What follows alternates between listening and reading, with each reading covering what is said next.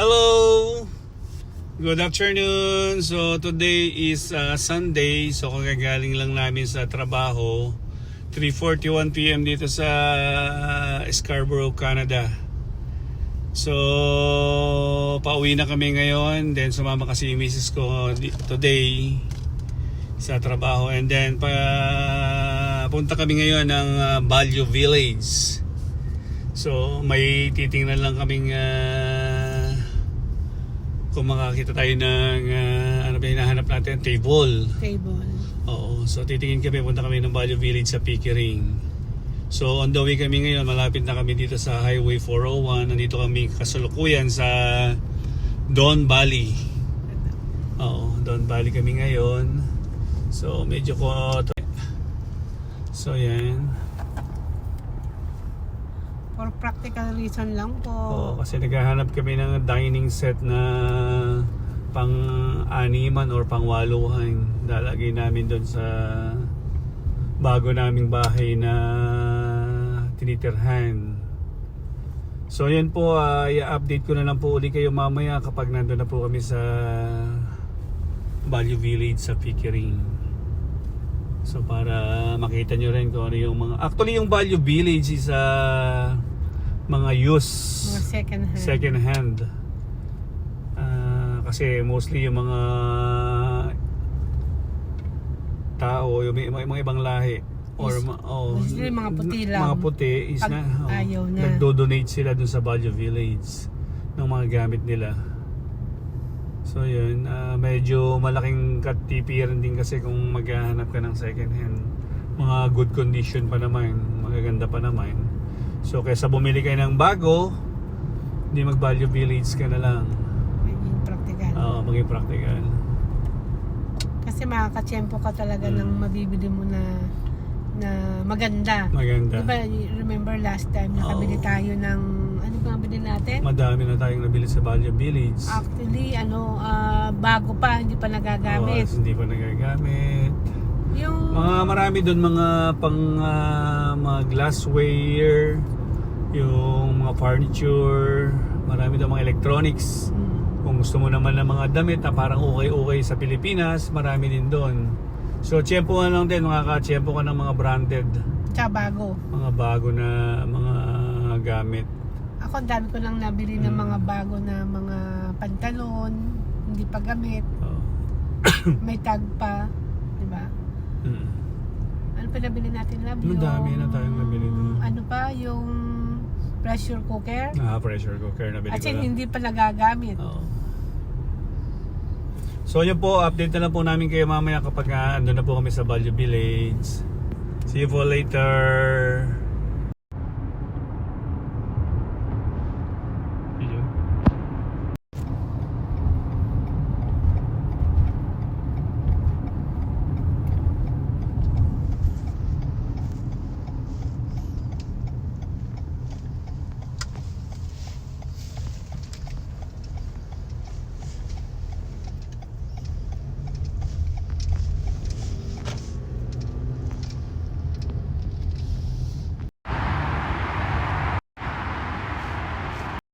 So andito na kami sa Value Village.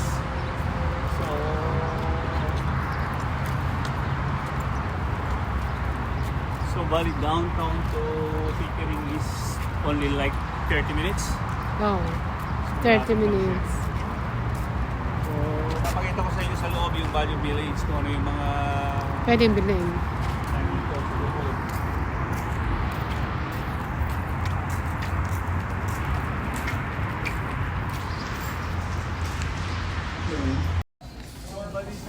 Dito sa lobbies meron siyang mga damit, mga second hand na damit.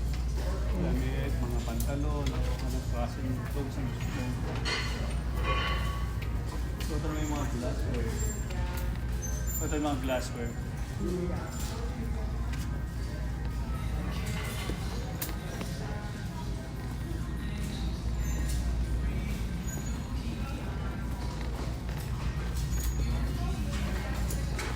Kung gusto mo naman ng mga panluto, meron din tayo rito. Yung mga second hand na mga kaldero, kawali. So, meron tayo dito, marami tayo mga electronics.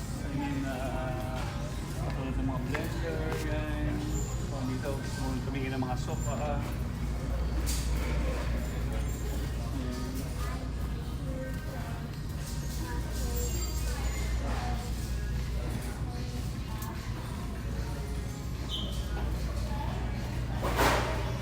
So, ito yung mga electronics. What's that? Yes, so. Pero sila, no?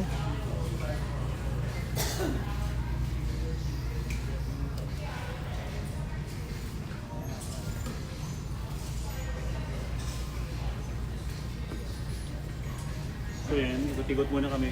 So update na lang namin kayo mamaya. So, ikot-ikot muna sa misis. Yung south ano. Andito lang ako.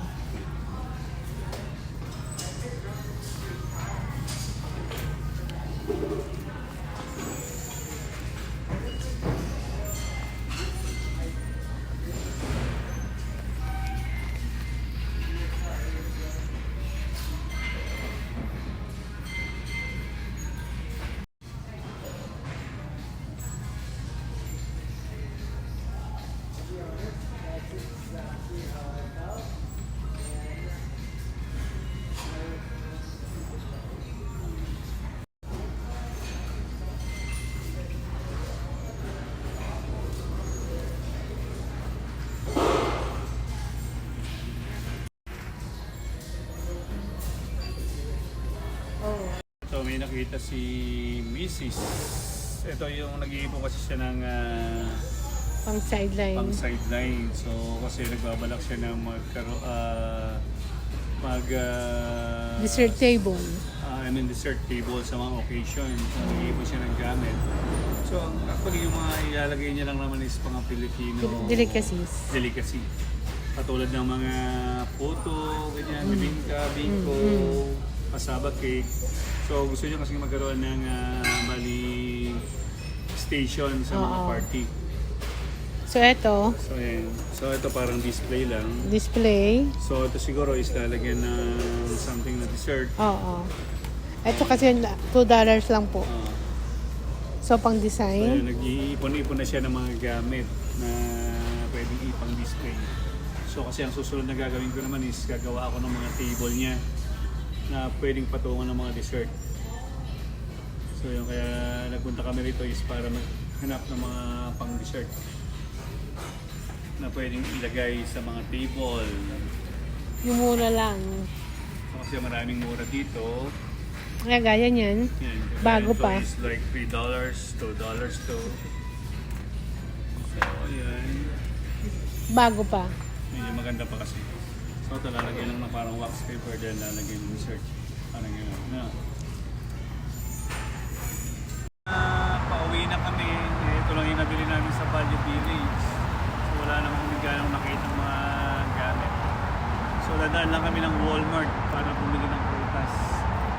So see you later.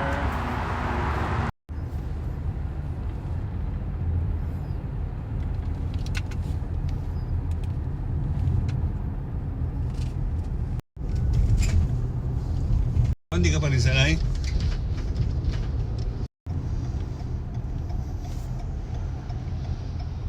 Ano ako sunod yung nasa andito na ang pamilya. Ano ba tayo? Ano pamilya tayo? Andito na kami sa bahay. So kasi nagugutom kami ni Mrs. So may natira kasi akong French bread. Ito yung ginagawa kong pamalo sa kanya. No, ito yung French bread, gagawa lang ako ng sandwich, steak sandwich. So, bago kami magluto ng dinner. So, ito yung mga pinamili namin. Then, magluluto naman siya ng sinigang na ribs. So, ito yung ribs. Hati-hati ko naman yan. Ibinabad ko muna sa tubig para ma-defrost. So for the meantime is gagawa muna ako ng French bread steak sandwich. Kasi nagugutom na rin yung pinakamamahal kong asawa. Kaya hintayin mo muna ako dun sa loob and then bigyan mo lang ako ng 10 to 20 minutes. So kakain tayo ng sandwich. Saka mainit na kape.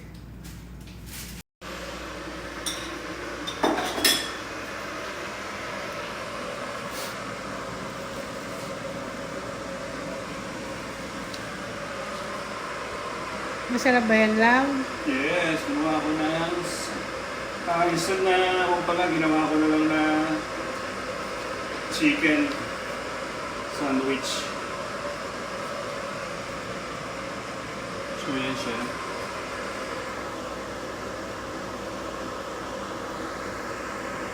So, meron akong pressed bread na binili kahapon. So, pwede namin. Kasi yung French bread dito is parang kalasa ng sa atin. Pang-isa. So, yun siya.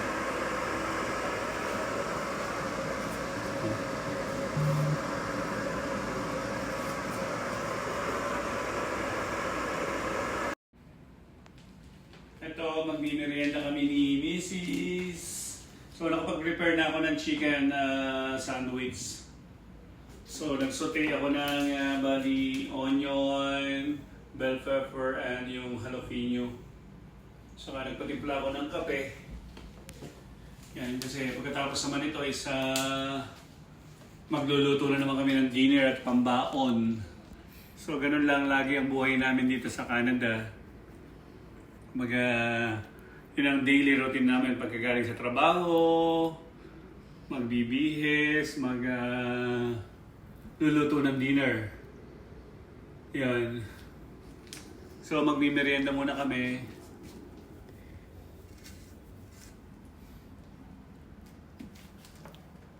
So, bali ito nga pala yung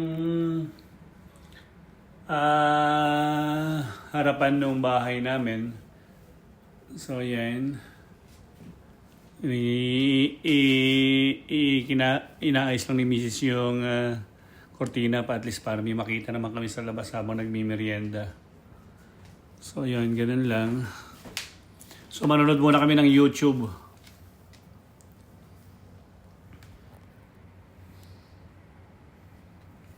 New smash burgers at A&W, made with grass-fed beef, only for a limited time. Nag-date ako noon, naglabas ko ng video na, nag-post nawalang brand. So parang nag-aim pa ako ng mag-boxing. Parang kung seseryoso pa kita, usap-usapan ka. Grabe yung Ellen. So, kain po tayo. Merienda tayo. Kain ko. At saka nakita ko kasi sobrang pink yung kanya. Ano ito yun? Pero si Archie Barbie, ano din ko talaga yun. Ano yung problema na siya?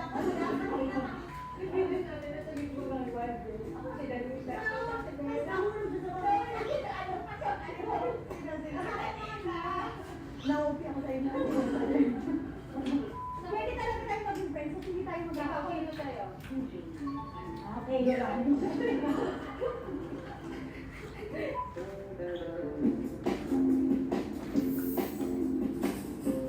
Tumulo na. Tabunan. Hello, netizens! Nandito tayo ngayon sa aking kusina. Hindi ay. Napakalaki-laki mo, parang Tayo ngayon sa aking kusina at tayo ngayon ay magluluto at may mga kasama ko. Ito yung mga kaibigan ko. Mga tita na. Kami na yung mga 30 pinsan sa totoo, 40. Hindi pa, wala pa. So, isa kong kapitbahay. Ako tayo ko lang. Yes, Ramon na kapangalan. Ay, nakati niya. Bakit kumangkal? Ako yung palit niya. Hindi ko na pakilin na ako. Ganito si Ramon na nun. Ganito kahaba yung sukla ko. Ganyan lang ito. Tapos huwag nung paligid. Ganito yun. Kaya nung nakita, huwag na kayo. Ang gata. Ganyan ba kayo? So, nagulat ako sa kanya. Nag-iisa ako siya. Si Ellen naman, paano ka naman nakilala si Ellen? Totoo to, ito totoo na talaga para di ba ito. Meron akong dinidate noon. May dinidate ako noon. Naglabas ka ng video na, nagpo-post na. Nawalang bra. So parang nag-aim pa ako ng mag-boxing. Parang pag seseloso pa kita, usap-usapan ka. Grabe yung Ellen na Garna. Patingin nga, ano ba?